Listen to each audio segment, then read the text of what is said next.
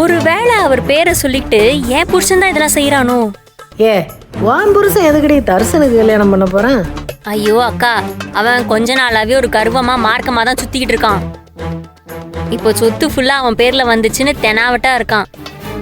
அதுவும் இல்லாம இந்த புது பணக்கார கோஷ்டி வேற அவனோட சேர்ந்துருக்கா. அதனால இவங்களோட சேர்ந்தோன்னா பணம் நிறைய சேரும்ன்ற ஆசையிலேயே சுத்திக்கிட்டு இருக்கான்னு நினைக்கிறேன். இல்லக்கா, கதிர் இந்த விஷயத்துல எப்படியோ எனக்கு தெரியல. ஆனா பிளான் பண்றதெல்லாம் குணசேகரன் தான். பேர் வச்சிருக்காங்க பாரு. அங்கன உட்காந்துக்கிட்டு இந்த வீட்டுல வெடியை கொளுத்தி போடணும்னு சித்தமா இருக்காரு. இந்த ஆளும் செத்தாலும் திருந்த மாட்டான். பேசாம ஆயுள் தண்டனைக்கு பதிலா தூக்கு தண்டனை கொடுத்துருக்கணும் அந்த ஆளுக்கு. சாரிக்கா, நீங்க தப்பா நினைச்சுக்கிறாதீங்க. கரெக்டா இருந்தாலும் சங்கடமா இருக்குன்னு தான் உங்களுக்கு எனக்கு தெரியும். எனக்கு கடுப்பாகுது. என்ன ஒரு எண்ணமோ, அவரு நல்லா இருக்கணுங்கிறதுக்காக பிள்ளையவா காவு கொடுப்பாரு. சூப்பர். அவங்க இதெல்லாம் பிளான் பண்றதே அவர் வெளியே வரணும்ன்றதுக்கு தான்க்கா. இஃப் ஐம் ரைட், இந்நேரம் நிச்சயம் அவரோட பரோல் ப்ராசஸ் எல்லாம் ஸ்பீடா நடந்துட்டு இருக்குன்னு நினைக்கிறேன். நம்ம சாருபாலா மேம்கிட்ட இதை கன்ஃபார்ம் பண்ணலாம்ல?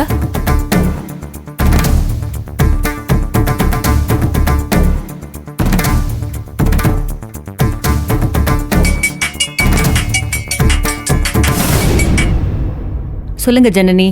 மேம், இந்த கேஸ் ப்ரொசீடிங்ஸ் பத்தி பேசலான்னு கால் பண்ணேன். நானும் இப்பதான் வெளியில வந்து உங்களுக்கு கால் பண்ணி அப்டேட் பண்ணணும்னு நினைச்சேன். ஈஸ்வரி இருக்காங்களா? எல்லாரும் ஒன்னா தான் இருக்கும். Ma'am, I'll put you on speaker. பேசுங்க. சொல்லுங்க மேம். ஜனனி, போன 2 நாளா எக்கச்சக்க விஷயம் நடந்துகிட்டு இருக்கு. டெல்லியில இருந்து பெரிய லாயர்ஸ் யாரோ 2 பேரு இந்த கேஸ்ல அப்பியர் ஆகி ஜாமீனுக்கு அப்பீல் பண்ண போறதா எனக்கு அப்டேட் கிடைச்சிருக்கு. அது மட்டும் இல்ல, குணசேகரனோட ஃப்ரெண்டு யாரோ இன்வால்வ் ஆகி பெரோலுக்கு ரொம்ப மும்முரமா ட்ரை பண்றதா கேள்விப்பட்டேன். வீட்ல ஏதோ நல்ல விஷயம் நடக்க போகுது, அத காரணமா வச்சு அவரை வெளியில கொண்டு வர போறதா எனக்கு இன்ஃபர்மேஷன் கிடைச்சது.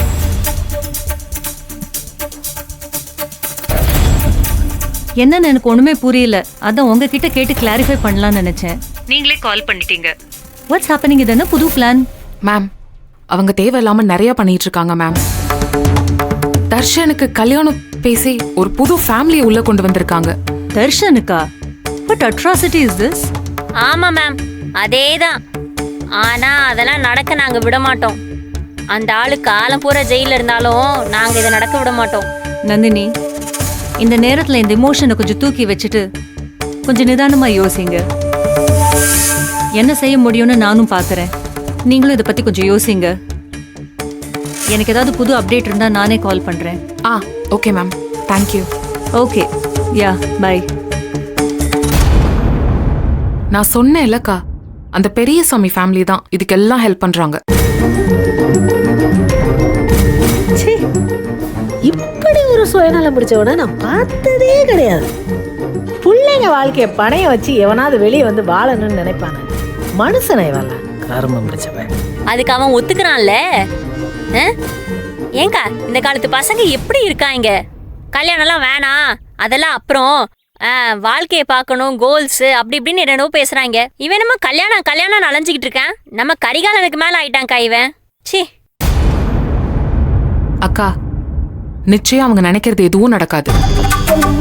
தர்ஷனுக்கு இதோட சீரியஸ்னஸ் புரியல. அவன் ஏதோ குழப்பத்துல இந்த மாதிரி எல்லாம் பண்ணிட்டு இருக்கான். அக்கா, நீங்க அவன்கிட்ட பேசுங்க.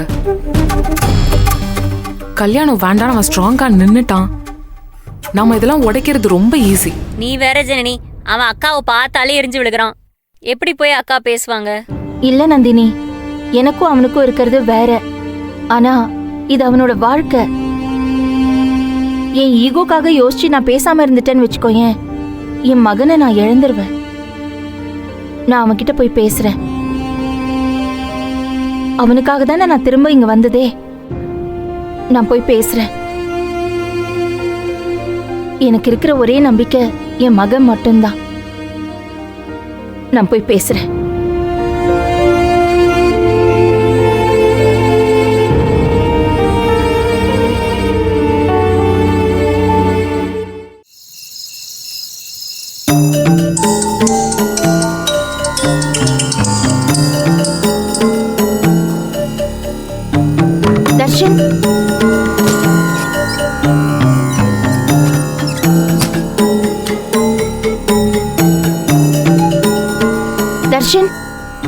டேய் நில்லுடா, எங்கடா போற?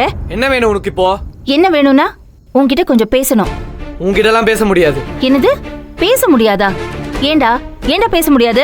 நீ என்ன சொல்லுவேன்னு எனக்கு நல்லா தெரியுமா? தெரியும்ல, அப்ப பதில் சொல்லிட்டு போ. இந்த வீட்ல என்ன நடக்குதுன்னு உனக்கு புரியுதா இல்லையா? யார் யாரோ வராங்க போறாங்க, கல்யாணம் அது இதுன்னு பேசிட்டு இருக்காங்க. கேட்டா தர்ஷன் ஓகே சொல்லிட்டான்னு வந்து என்கிட்ட பேசுறாங்க. ஆமா ஓகே சொன்னேன். என்ன இப்போ? எது சரி எது தப்புன்னு எனக்கு தெரியும். நீ எனக்கு அட்வைஸ் பண்ணாத. ஏய், உனக்கு என்ன வயசாகுது? ஏன் என் வயசுக்கு என்ன? எனக்கு 21 வயசு ஆயிடுச்சு. கல்யாணம் பண்றத பத்தி எனக்கு எந்த லீகல் ப்ராப்ளமும் வராது. முட்டாள் மாதிரி பேசாத நீ. நான் இங்க லீகாலிட்டிஸ் பத்தி பேச வரல. ஏண்டா கல்யாணத்தை பத்தி பேசுற அளவுக்கு அவ்வளவு மெச்சூரிட்டி வந்துருச்சா உனக்கு? கல்யாணம்னா என்னன்னு உனக்கு முழுசா புரியுதா இல்லையா? ஏண்டா எங்க ஜெனரேஷன்ல வாழ்க்கையை பத்தி யோசிக்காம சின்ன வயசுலயே கல்யாணம் பண்ணி அனுப்பிட்டாங்கடா. இந்த காலத்துல நீ போய் ஏண்டா இப்படி இருக்க நீ? தர்ஷா, உனக்குன்னு லைஃப்ல ஒரு கனவு ஒரு கோல் இருக்கு. அதை நோக்கி போகணும்டா. அந்த யோசனை எல்லாம் இல்லையா உனக்கு? அதெல்லாம் விட்டுட்டு கல்யாணத்தை பத்தி யோசிச்சுட்டு இருக்க நீ. யோசிக்கலாமே, தப்பில்லையே.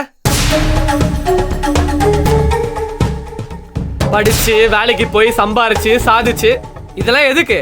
காசுக்கு தானே. பணம் சம்பாதிக்கிறது தான் இந்த உலகத்திலே பேசு. அதுக்கு எனக்கு இப்படி ஒரு ஆப்பர்ச்சுனிட்டி கிடைச்சிருக்கு. அதனால கல்யாணம் பண்ண ஒத்துக்கிட்டேன். இதுல என்ன? என்ன பேசுற தர்ஷா நீ? சாதிக்கிறதெல்லாம் வெறும் பணத்துக்காக இல்லடா. அதை தாண்டி வாழ்க்கையில எவ்வளவோ இருக்குடா. எனக்கு பணம் தான் வாழ்க்கை. ஓ, ஏண்டா அப்படி பார்த்தா உங்க அப்பாவும் பெரிய பணக்காரர் தானடா. அவர்கிட்ட இருக்கிற சொத்தை எல்லாம் தாண்டி உனக்கு என்ன வேணும்? வேணும், எனக்கு போதும் போதுன்ற அளவுக்கு பணம் வேணும். இது எனக்கு நல்லதுதான். தப்பு தப்பு தர்ஷா. வாழ்க்கையை பத்தி நீ பாக்குற இந்த பார்வை, உன்னோட பேச்சு, உன்னோட நோக்கம் எல்லாமே தப்பா இருக்கு தர்ஷா. அத பத்தி உனக்கு என்ன? நீ இதுக்குள்ளலாம் வராத. என்னது வராதையா?